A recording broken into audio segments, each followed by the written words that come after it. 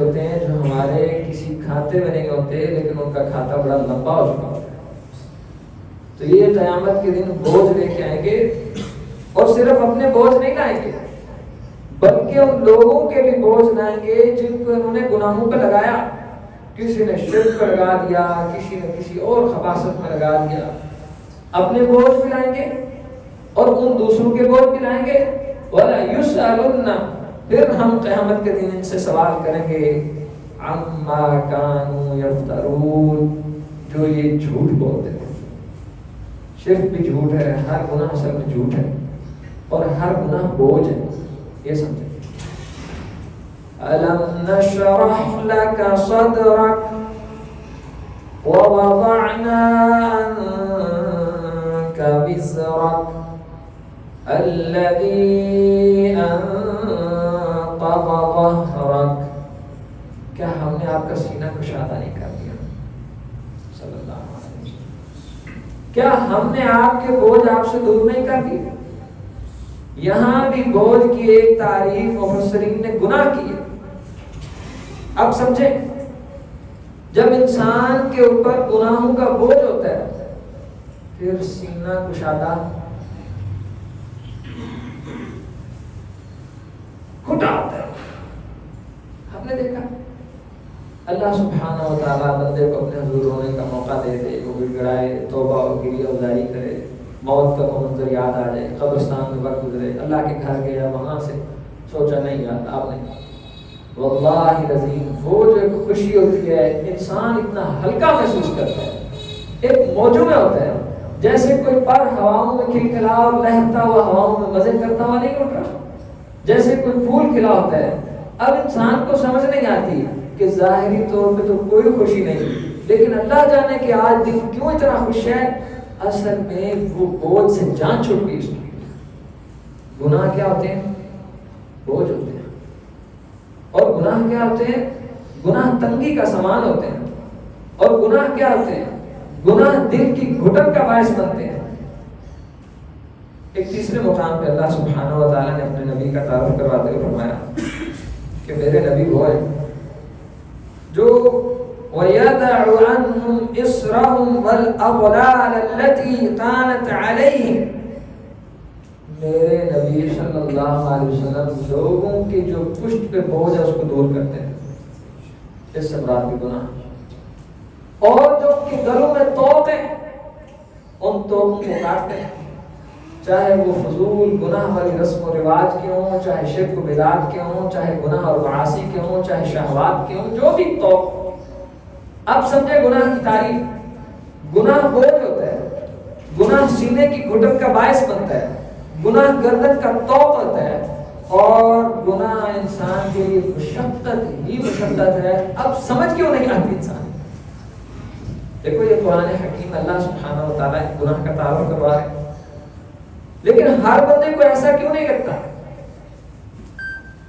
اللہ سبحانہ و تعالیٰ نے سورۃ حشر میں اور کچھ مقامات پر بھی فرمایا کہ جب یہ ہمیں بولتے ہیں پھر ہم ان کو بلا دیتے ہیں. اللہ تعالیٰ کی طرف سے انسان پر یہ عذاب مسلط ہوتا ہے کہ اس کو بوجھ نہیں لگتا, اس کو وہ تنگی نہیں لگتی, اس کو وہ مصیبت, وہ آزمائش, وہ جہنم کی تیاری, وہ اللہ سے دوری, اللہ تعالیٰ کا دشمن بنا پھرتا ہوتا ہے انسان, لیکن لگتا ہی نہیں. ان گناہوں اور ان سزاؤں کے بعد بدترین سزا یہ ہوتی ہے کہ انسان, آپ دیکھیں انسان اتنے بوجھ میں ہو کہ اس بوری, اس گٹو, اس 100 من کے بوجھ سے اس کی گردن ٹوٹ رہی ہو, کندھے ٹوٹ رہے ہو, ہڈیاں ٹوٹتی نظر آ رہی ہو, لگ رہا کہ یہ پاؤں کی گھٹنے کی ہڈیاں اس کی ٹوٹ رہی, اتنا بوجھ ہے. اب دن بدن وہ زمین میں دھنس رہا ہے, لیکن جو اس مصیبت میں شکار ہے اس کو نظر نہیں آ رہا. اس کی بد نصیبی ہے. علم والوں کو اور اللہ سے ڈرنے والوں کو, اور مثلا نمازیوں کو کتنا عجیب لگتا ہے کہ دنیا بے نمازی ہے. اب نمازیوں کو نظر آ رہا ہوتا ہے کہ یہ جہنم کے راستے پہ چل رہے ہیں. گناہ بوجھ ہوتا ہے, گناہ گلے کا توق ہوتا ہے, گناہ سینے کی گھٹن کا باعث ہوتا ہے. اللہ کی معصیت اور نافرمانی ہونا سب سے بڑا جرم یہی کافی ہے کہ گناہ اس عظیم رب رحمان کی نافرمانی کا نام ہے. سب سے بڑی بات یہی ہے, کتنے عظیم اللہ کی, کتنا چھوٹا انسان نافرمانی کرے زیب دیتا ہے اسے. گناہ ہو جائیں انسان کو چاہیے کہ 3 رویوں سے بچے. میں اس کو دہراتا جاؤں گا تاکہ ہمارے سینے میں بیٹھ جائیں. ایک، اس پہ ڈٹنا نہیں. دوسرا، اس کا اعلان نہیں کرنا. تیسرا، اس کو ہلکا نہیں سمجھنا. نبی صلی اللہ علیہ وسلم نے فرمایا آدم کا ہر بیٹا خطا کار ہے اور بہترین خطا کار وہ ہے جو واپس آتا ہے. اور وہ جو حدیث ہم نے سنی ہوئی ہے کہ ایک بندے نے 99 قتل کیے اور حدیث میں آتا ہے کسی نیم عالم سے اس نے مسئلہ پوچھا. نیم عالم سے. یہ جو نیم آدھا علم ہوتا ہے نا یہ بھی ہلاکت کا باعث ہوتا ہے. اس نے پوچھا بھی میرے 99 قتل معاف ہو سکتے ہیں؟ کیا جواب دیا؟ نیم نے کہا نہیں ہو سکتا. اگر اس کے سینے میں اللہ کی وحی کا علم اور نور ہوتا تو وہ کہتا کہ ہو سکتا ہے. اس لیے اپنے مسئلے اور اپنی رہنمائی ہم جیسوں سے نہیں راسخین علماء سے پوچھا کریں. آپ کو اس مسئلے اور اس بات میں فرق نظر آئے گا کیونکہ وہ اس حقیقی وحی کی روشنی میں بات کرے گا اور مسئلہ تب ہی حل ہوگا جب اللہ کی روشنی میں بات ہوگا. اس نے کہا کہ نہیں ہو سکتا. اس نے اس کو قتل کر کے 100 برے کیے. نبی صلی اللہ علیہ وسلم نے فرمایا اب وہ کسی اچھے راسی حدیث کے الفاظ ہیں کہ بڑے عالم کے پاس گیا اور کہا 100 کیا 1000 لاکھوں کی ہوں جب توبہ ہو جائے تو پھر سب معافی. اب وہ ایک 100 قتل کرنے کے بعد اس پہ ڈٹا نہیں. اس کے ذہن میں شیطان نے یہ نہیں ڈالا کہ بھلا 100 قتل بھی معاف ہو سکتے ہیں. اب وہ چلنا شروع کیا. اس عالم نے کہا کسی ایسی بستی میں جاؤ جہاں لوگ اچھے رہتے ہوں. پتا چلا جو بندہ اس بوجھ سے گناہ بوجھ ہے, سینے کی گھٹن ہے, گلے کا توق ہے اور سب سے بڑی بات کہ اس بڑے رب کی نافرمانی ہے, اس سے جان چھڑوانا چاہتا ہے, اس کے لیے ضروری ہے کہ اس کے یار دوست ڈیلی مجلس اٹھنا بیٹھنا اچھا ہو. اگر آپ یہ نہیں کر سکتے آپ کبھی بھی گناہوں سے نہیں بچ سکتے. اب جب وہ چلنا شروع کیا نا, میں نے جو آپ کو بات بتائی ہے, گناہ پہ کبھی اصرار نہیں کرتے. مفسرین نے یہ بھی لکھا ہے کہ جب اس کے پاس موت کا فرشتہ ہے, احساس تھا نا, احساس پیدا ہو گیا تو وہ اپنی پشت کے بال گھسیٹتا رہا ہے تھوڑی دیر کے بعد میں آگے اور قدم آگے چلتا ہے. دل میں احساس زندہ ہو, احساس زندہ ہو جائے پھر انسان کو وہ احساس کھا جاتے ہیں. انسان کے دل میں نا کوہرام مچ جاتا ہے کہ وہ میں کتنے بڑے اللہ کی نافرمانی کر بیٹھا ہوں. احساس زندہ ہو, کبھی بھی گناہوں پہ اصرار نہیں کرنا. اور دوسری بات, گناہ ہلکے نہیں ہوتے, کوئی گناہ چھوٹا نہیں ہوتا. اچھا کیا یہ چھوٹی بات ہے کہ وہ اللہ کی نافرمانی ہے؟ جو ہمارا رزاق ہے جس کو ہم اللہ اکبر بولتے ہیں, کیا یہ چھوٹی بات ہے کہ وہ ہمارے رب کی نافرمانی ہے؟ جناب انس رضی اللہ عنہ فرماتے کہ لوگوں انکم لتعلمون عملا یحاسب بعد التابعین الذین ادرکوه. حضرت انس تابعین کو کہہ رہے ہیں آج تم کچھ عمل کرتے ہو اور جب میں تمہیں ملتا ہوں میں سمجھتا ہوں کہ تم اس عمل کو چھوٹا سمجھتے ہو. صحابی تابعین کو کہہ رہے ہیں, تابعین کتنے کو گناہ گار ہو گئے جن کے بارے میں نبی صلی اللہ علیہ وسلم نے فرمایا بہترین زمانہ میرا ہے تابعین کا, تبع تابعین کا. جناب انس بن مالک تابعین سے کہہ رہے ہیں کہ لوگوں آج تم وہ عمل کرتے ہو, تم اس عمل کو چھوٹا سمجھتے ہو. جب ہم اللہ کے دور میں تھے ہی فی اعینکم ادقا من الشعر, یہ تمہاری نظر میں عمل ایسا ہے جیسے گندم کا چھوٹا سا تلکا یا سٹا, اس سے بھی کم اوقات ہے. لیکن جب ہم اللہ کے نبی کے دور میں تھے صلی اللہ علیہ وسلم کننا نعدها من الموبقات یعنی من المہلکات, جب اللہ کے نبی کے دور میں ہم تھے تو ہم ان گناہوں کو سمجھتے تھے کہ یہ ہلاک کر دینے والا, یعنی ہم نے کبھی گناہوں کو لائٹ نہیں لیا تھا. جب کوئی بندہ جھوٹ کو لائٹ سمجھتا ہی نہیں ہے, سمجھتا ہے کہ جھوٹ بہت بڑا ظلم ہے, جھوٹ بہت بڑی زیادتی ہے, اچھا وہ جھوٹ بولے گا, وہ تب بھی جھوٹ بولے گا جب وہ کہے گا یار مذاق میں بولا ہے, کیونکہ جھوٹ اس کے نزدیک لائٹ ہے. کوئی بھی گناہ لائٹ نہیں ہوتا. آپ نے جان بوجھ کے پاؤں رکھ کے چھوٹی سی مکڑی کچل دی, آپ نے ظلم کیا. اب آپ کہو کہ مکڑی بہت چھوٹی ہے, آپ کی اور میری نظر میں وہ چھوٹی ہے، اللہ کے نزدیک وہ بھی مخلوق ہے، اس کا حق محفوظ ہے، اور ہم نے مکڑی نہیں کچلی اس بڑے رب کی نافرمانی کی۔ گناہ چھوٹا نہیں ہوتا۔ ہم کتنے معاملات میں زیادتی کر کے کہتے ہیں میرا مذاق تھا، تیرا مذاق تھا، اس کا گھر اجڑ گیا، تیرا مذاق تھا۔ اصل معاملہ یہ ہے کہ گناہوں کو چھوٹا سمجھ لیا گیا ہے، اور نبی صلی اللہ علیہ وسلم نے بھی فرمایا، تابعین نے بھی مثال دی کہ بتاؤ جب آپ سفر میں جاتے ہو اور آپ کو کھانا پکانا پڑتا ہے، پہلے وقتوں کی بات، آپ چھوٹے چھوٹے تنکے جمع کر کے آگ جلاتے ہو نا، تو یہ گناہ تو چھوٹے چھوٹے تنکے ہوتے ہیں، پھر انہی سے تو آگ بھڑکتی ہے، جس آگ کی وجہ سے گناہ گار کو یہ بھی نہیں لگتا کہ میں گناہ گار ہوں۔ انسان غلط بھی ہو اور اسے پتا بھی نہ چلے کہ میں غلط ہوں، یہ کتنی بڑی غلطی ہے، کتنی بڑی نافرمانی ہے اللہ تعالیٰ، کتنی سخت سزا ہے کہ اللہ تعالیٰ گناہ کو بوجھ کہتے ہیں، اور میں گناہ بھی کروں مجھے بوجھ بھی محسوس نہ ہو۔ اللہ سبحانہ و تعالیٰ گناہ کو گلے کا توق فرماتے ہیں، اب میں گناہ اور غلطی بھی کروں مجھے تو نہ لگے کہ میرے گلے میں توق ہے۔ مسئلہ یہ ہے، نبی صلی اللہ علیہ وسلم نے فرمایا، ابن مسعود کہتے ہیں، ان المؤمن الذي يرى ذنوبه كأنه قاعدا تحت جبل، مومن اپنے گناہ کو ایسے دیکھتا ہے جیسے کسی پہاڑ کے نیچے پھنس گیا ہے، اور یہ پہاڑ اب اس کی زندگی کو ختم کر دے گا، یہ چٹان اس کو کچل دے گی۔ مومن گناہ کو ایسے سمجھتا ہے جیسے کسی بڑے پہاڑ کے نیچے وہ پھنس گیا ہے۔ وَإِنَّ الْفَاجِرَ يَرَى ذُنُوبَهُ كَذُبَابٍ مَرَّ عَلَىٰ أَنفِهِ، اور فاجر گناہگار ایسے سمجھتا ہے جیسے ناک پہ مکھی بیٹھے اور اڑا دے۔ کتنی اوقات ہے مکھی؟ یہ معیار ہے کہ میں اپنے آپ کو چیک کروں کہ مومن ہوں یا فاجر ہوں۔ دو ہی باتیں، میں نے آپ سے ذکر کیا تھا کہ اللہ کی کتاب میں دو ہی باتیں، یا جنت یا جہنم، یا صحیح یا غلط، یا درست یا رانگ، کوئی تیسری بات نہیں ہوتی، بین بین کچھ نہیں ہوتا، بس صحیح ہوتا ہے یا غلط ہوتا ہے، یا میں مومن ہوں یا فاجر ہوں، درمیان میں کیا ہوتا ہے؟ اور اس کا پیمانہ ہے، اگر میرے نزدیک گناہ میرے دل میں بھونچال مچا دیتے ہیں، بے قراری پیدا کر دیتے ہیں، اضطراب برپا کر دیتے ہیں، اور پھر نیند اڑ جاتی ہے، پھر وہ احساس کھائے جاتا ہے، پھر فکر لگ جاتی ہے کہ ہاں اس کا حل کیا ہے، پھر اہل علم سے مسئلہ پوچھ رہا ہے، پھر کوئی صدقہ دے رہا ہے، حتیٰ کہ اہل علم کہتے ہیں کبھی انسان گناہ کرتا ہے اور وہ ہوتا مومن ہے، اب مومن کو چھوٹا سا گناہ اتنا بڑا نظر آتا ہے، توبہ کرتا رہتا ہے حتیٰ کہ گناہ چھوٹا رہ جاتا ہے، توبہ بڑی ہو جاتی ہے۔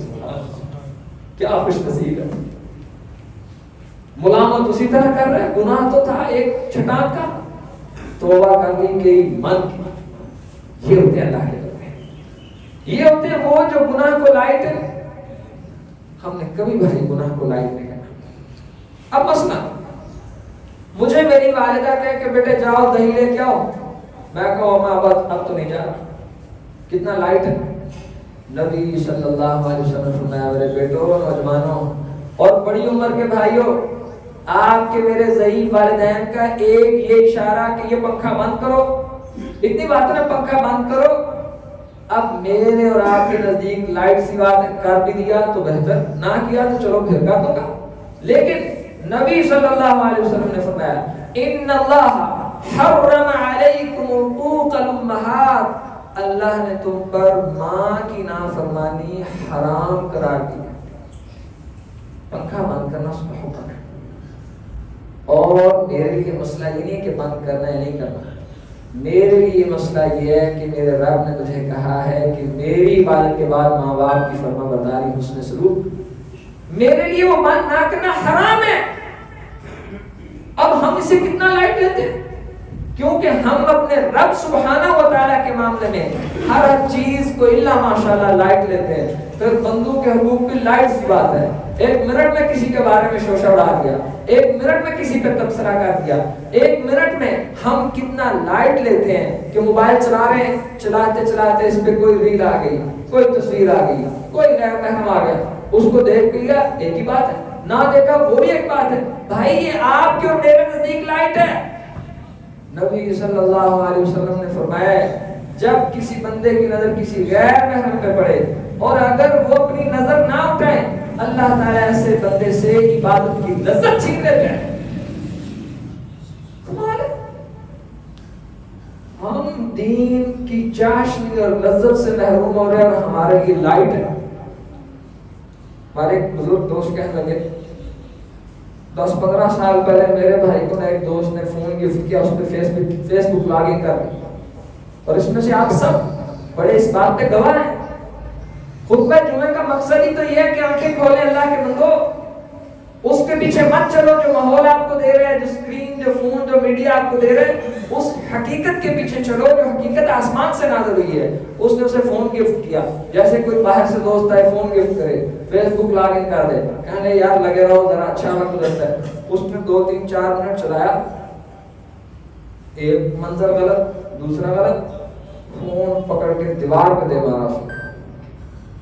اب وہ جس نے شاید 10 سال پہلے وہ 1 لاکھ روپے کا ہوگا, 1 لاکھ جس نے گفٹ دیا اس کے تو ہوش اڑ گئے, لیکن وہ دوسرے کا دل زندہ تھا. کیا ہے اتنی خبیث چیز, ہم نے تو کئی مہینے غیر محرم کو نہیں دیکھا.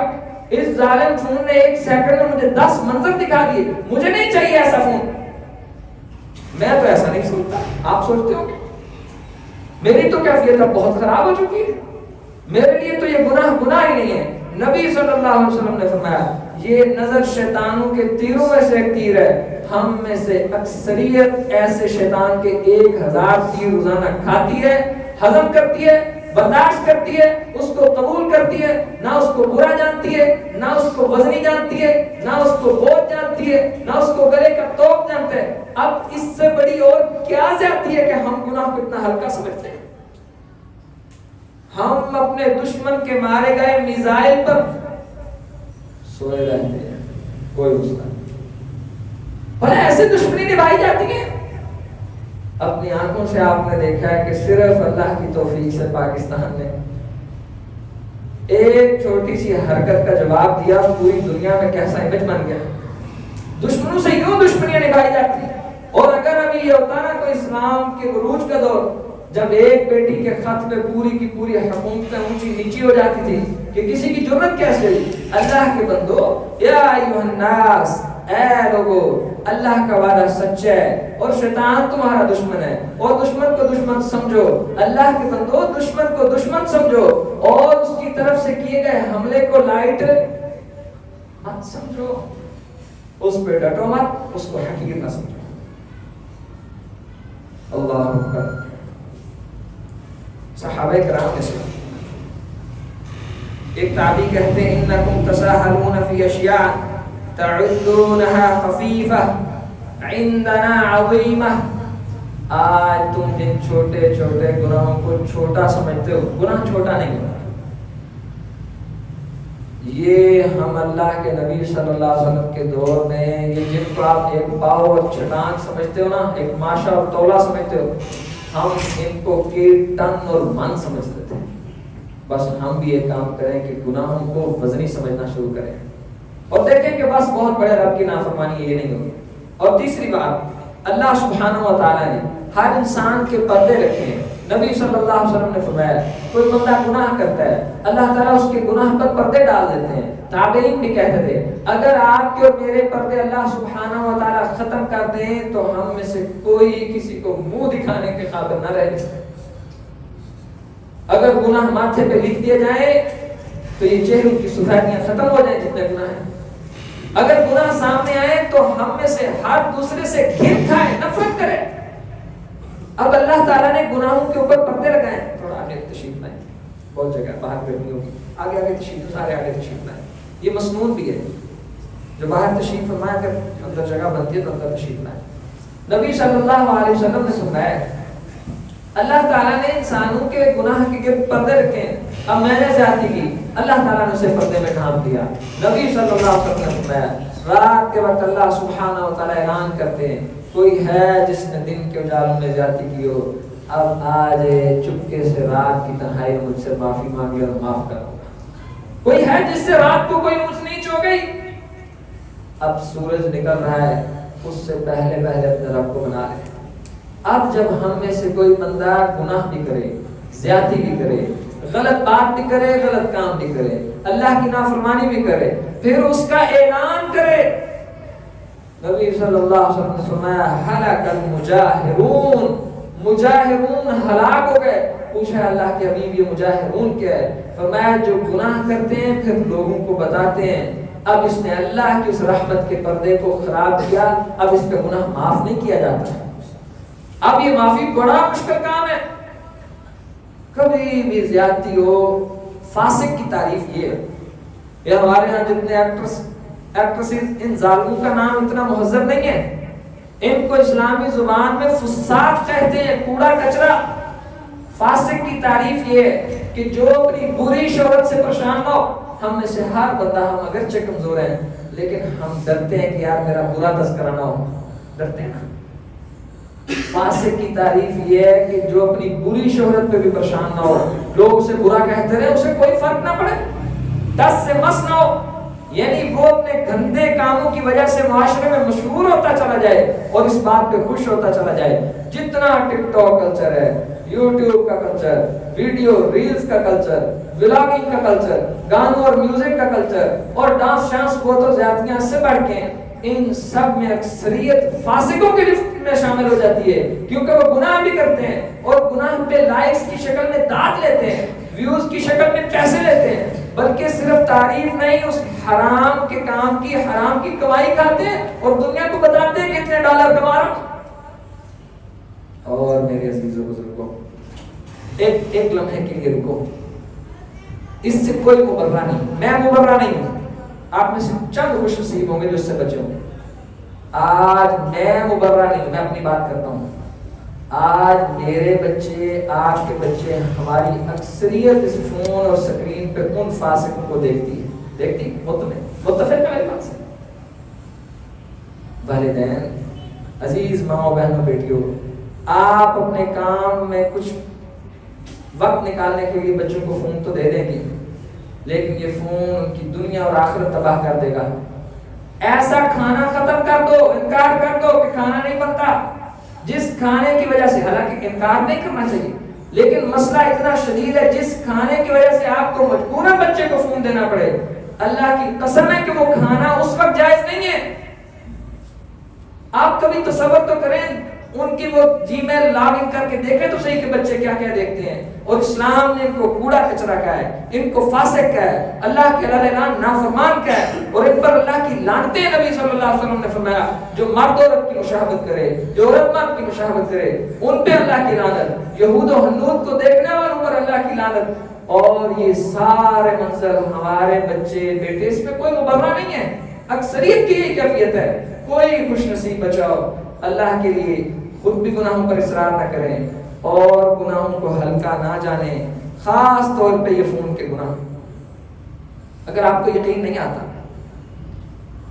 آپ اس فون کو مشکل آسائیں گے، چلو شاید کسی کے دل میں آپ 4 دن وہ ساری ادھر ادھر والی ایپس اڑا کے دیکھ لیں، واٹس ایپ بھی کام ہوتا ہے نا، فیس بک پہ تو کاروبار بہت کم لوگوں کا ہوتا ہے، ٹک ٹاک سے تو کاروبار نہیں جڑا ہوتا نا، آپ چند دن اس کو اڑا کے تو دیکھیں، اور اڑانا اللہ کے لیے، پھر دیکھیں گا کتنا وقت مل جاتا، دل میں کتنی روحانیت ملتی، کتنی فرصت ملتی۔ آپ کو اپنا آپ بھلا دیے ان ظالم چیزوں نے، آپ کو اپنے بارے میں سوچنے کا موقع ملے گا، کاروبار کے بارے میں سوچنے کا موقع ملے گا، اور بچوں کے بارے میں ہوش آئے گا، اور سب سے بڑی بات، کیونکہ آپ یہ فیصلہ اپنے رب کی رضا کی خاطر کر رہے ہیں، آپ کو اپنے رب کی محبت ملے گی۔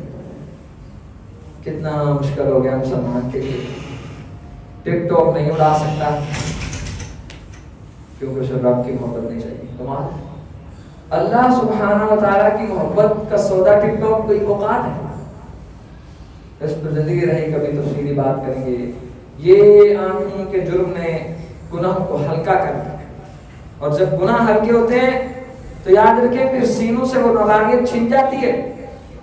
تو بہت مومن متقی آدمی ہوتا ہے نا، اس کو فیل ہوتا ہے گناہ، یہ جو ہمیں گناہ فیل نہیں ہوتا، یہ ہماری نافرمانیوں کے رجسٹر بھرتے چلے جا رہے ہیں، اس لیے گناہ فیل نہیں ہوتا۔ مومن کو بڑا گناہ فیل ہوتا ہے۔ اب جناب حنظلہ رضی اللہ عنہ کو، ان کا کیا گناہ تھا جو ان کو فیل ہوا؟ آپ اور میں روزانہ نہیں، دن میں بلا مبالغہ تو 50 سے 100 مرتبہ یہ کیفیت سے گزرتے ہیں، ہمیں فیل نہیں ہوتا۔ اب جناب حنظلہ کہنے لگے نافق حنظلہ، نافق حنظلہ، حنظلہ منافق ہو گیا، حنظلہ منافق ہو گیا۔ جناب صدیق اکبر ملے، حنظلہ کیسے منافق ہو گیا؟ فرمایا جب اللہ کے نبی کی مجلس میں ہوتے ہیں، جب دین کی مجلس میں ہوتے ہیں، جب خطبہ سن رہے ہوتے ہیں، جب نیکی کے ماحول میں ہوتے ہیں، جو ایمان تب ہوتا ہے گھر جا کے وہ ایمان تو لگتا ہے کہ پھر ہم مومن تو نہ ہوئے، مومن ہوتے تو ایمان صحیح ہوتا۔ اب آپ میں سے ہم میں سے کوئی بجائے جس نے کبھی اپنے بارے میں یہ فکر کی ہو کہ یار لگتا ہے میرے اندر نفاق پیدا ہو رہا ہے۔ اب جناب حنظلہ رضی اللہ عنہ کی بات کو ابو بکر صدیق رضی اللہ عنہ نے فرمایا کہ حنظلہ بات تو ایسی ہے، معاملہ تو میرا بھی ایسا ہی ہے، آؤ اللہ کے حبیب کے پاس جاتے ہیں۔ تصور کریں کہ ان کے کتنے نورانیت والے دل ہوں گے، کتنے منور چہرے ہوں گے، کتنا خوبصورت تعلق ہوگا اپنے رب سے کہ ایمان کے گراف کی اونچ نیچ ان میں خوف پیدا کریے کہیں منافق تو نہیں ہوگا۔ ہم بڑے بڑے پھٹوں میں ملوث ہو کے ہم فیل نہیں کر پاتے کہ کہیں ایسا تو نہیں ہوگا۔ اس کی یہی وجہ ہے کبھی بھی اللہ کے بندوں گناہ پر ضد نہیں کرتے، کبھی بھی گناہ کو ہلکا نہیں سمجھتے، کبھی بھی گناہ کا اعلان نہیں کرتے، اور بالخصوص اپنے بچوں کے متعلق سوچیں، اپنے آپ کے متعلق سوچیں۔ اور یہ فون والا سودا بڑا مہنگا سودا ہو گیا، اس کے نقصانات اتنے زیادہ اور بہت تھوڑے سے فائدے بھی ہیں، تو اپنا مومن آدمی اپنا فائدہ دیکھتا ہے اور نقصان بھی دیکھتا ہے۔ جس میں فائدہ زیادہ ہوتا ہے اس کو رکھ لیتا ہے، جس میں نقصان زیادہ ہوتا ہے اس کو چھوڑ دیتا ہے، اور رکھتا بھی اللہ کے لیے اور چھوڑتا بھی۔ تو میں آپ سے امید کروں کہ آپ یہ کام کریں گے، اللہ سے دعا کرنا، یاد رکھیں آپ یہ کام نہیں کر سکتے۔ اگر اللہ کا فضل نہ ہو تو ہم یہ کام اللہ سے اپنا فضل مانگیں۔ سیلف کانفیڈنس، اس توبہ کے معاملے میں کوئی سیلف کانفیڈنس نہیں ہوتا، تو کہتے ہیں سیلف کانفیڈنس، ہمیں سب سے زیادہ اللہ سبحانہ و تعالیٰ پہ کانفیڈنس ہے، ہم سب سے زیادہ اس پر توکل کرتے ہیں۔ اللہ سے فضل مانگے کہ یا اللہ میرے لیے یہ راستہ آسان کر، میں اس پہ عمل کروں گا۔ اور بڑی دنیا ایسی ہے جس پہ عمل کرتی ہے، اور ان کے پاس دنیا جہان کی خبریں بھی ہوتی ہیں، ان کے کاروبار بھی چلتے ہیں۔ اللہ سبحانہ و تعالیٰ حکیم ہے، وہ بندے کے معاملات پھر اپنی حکمت سے چلا دیتے ہیں، کچھ نہیں رکتا، کوئی نقصان نہیں ہوتا۔ آپ اپنے اللہ سے فضل مانگیں کہ یا اللہ یہ گناہوں کو جو ہم حقیر سمجھتے اس میں بڑی نمبر 1 پہ سوشل میڈیا اور فون کی وجہ سے گناہ ہے، تو بس اس سے جان چھڑائیں۔ اللہ تعالیٰ اپنے فضل بھی دیں گے، سینے کشادہ ہو جائیں گے، بوجھ کم ہو جائیں گے، گلے کے توق ٹوٹنے لگ جائیں گے، اور سب سے بڑی بات اللہ کے ساتھ تعلق کی لذت محسوس ہوگی۔ اور جس کو یہ حلاوت محسوس ہو جائے پھر وہ ریورس نہیں آتا، جس کو یہ حلاوت محسوس ہو جائے وہ اللہ کے فضل سے ریورس نہیں آتا۔ یہ الگ مضمون ہے۔ ھذا ما کان عندی واللہ اعلم بالصواب۔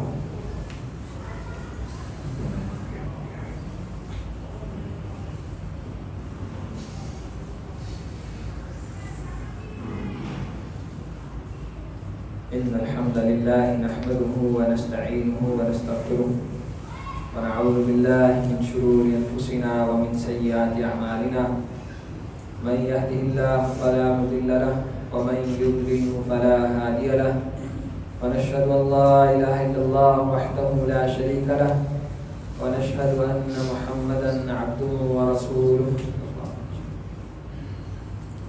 ایک اسی طرح ایک خیر کا پیغام ہے جو ہم نے بچوں سے متعلق بات کی، یہ صرف والدین کے پاس کی نا بات نہیں رہی اور ہمیشہ سے نہیں رہی۔ امام احمد رحمہ اللہ علیہ فرماتے ہیں کہ کانت امی تعممنی، میری والدہ محترمہ، ایک روایت میں آتا ہے کہ صبح کے وقت سحری بھی کرواتی اور غسل بھی کرواتی بچے کو غسل، تاکہ اس کے بچپن کی اٹھان پاکیزہ اور مطہر ہو، اور پھر میرے ساتھ پہ امامہ باندھتی اور کہتی اذهب الى ربیعہ محدث اہل المدینہ، بیٹے جاؤ ربیعہ کے پاس جو مدینہ کے بہت بڑے محدث اور امام تھے، تعلم الادب قبل العلم، بیٹے ربیعہ استاد کے پاس جاؤ، علم سیکھنے سے پہلے ادب سیکھنا۔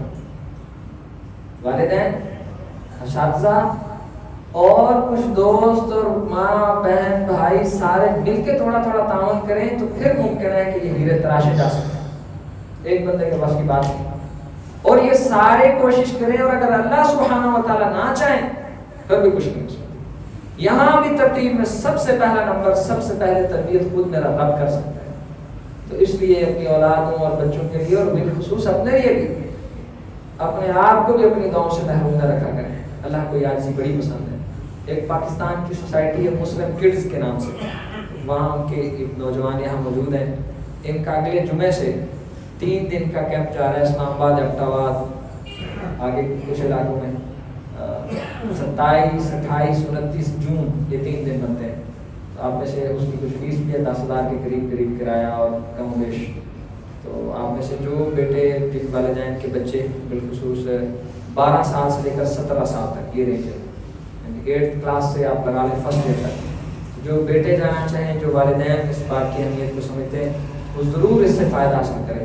اور 29 جون میں ایبٹ آباد میں وہاں توحید کے مان پہ اس کیمپ میں ایک میرا لیکچر بھی ہے. ابھی بھی اسلام آباد میں 3 دن کا پورے پاکستان کے MSL کے نام سے، مسلم اسٹوڈنٹس لیگ کے نام سے ایک سوسائٹی ہے، ان کا 3 دن کا کیمپ تھا. ان کے ساتھ کچھ 3 گھنٹے کے سیشنز میرے بھی تھے وللہ الحمد. یعنی ظہر سے اثر قرآن پہ بات تھی، مغرب کے بعد گناہوں کے اوپر بات تھی. اور پورے ملک سے بڑے قیمتی ہیرے آئے ہوتے ہیں. یہ تھی نا بڑے مبارک ہوتے ہیں جو والدین کے بچوں کو ایسی چھوٹ دیتے ہیں اور سمجھتے ہیں کہ اس میں بچوں کا فائدہ ہے. بچے کے گھر سے باہر رہنا، مشقت برداشت کرنا، سفر کی اذیت برداشت کرنا، پہاڑوں کی بھی مشقتیں برداشت کرنا، پھر پورے ملک کے لوگوں سے ملنا، پھر نئے نئے استادوں سے نیا سبق پڑھنا، یہ ان کے دل میں اسلام کی انتہا درجے کی محبت پیدا کرتے ہیں. یہ جب پچھلے سال بھی یہ کیمپ ہوئے، میرا ایک چھوٹا بھائی میں نے اسے ضرور بھیجا، اس سال میں نے اسے کہا کہ آپ ضرور جائیں. تو یہ تربیت کے طریقے ہیں جن سے ہم غافل ہیں. آپ سب اس سے فائدہ حاصل کریں، جس کو اس میں دلچسپی ہو جمعے کے بعد آگے تشریف لائیں، مزید ان کو معلومات دیں گے. دعا کریں مسلمانوں کے لیے، اسلام کے لیے، یہودیوں کی ذلت کے لیے، اسلام کی فتح کے لیے. اللهم اعز الاسلام والمسلمين، اللهم اذل الشرك والمشركين، اللهم دمر اعداءك واعداء الدين.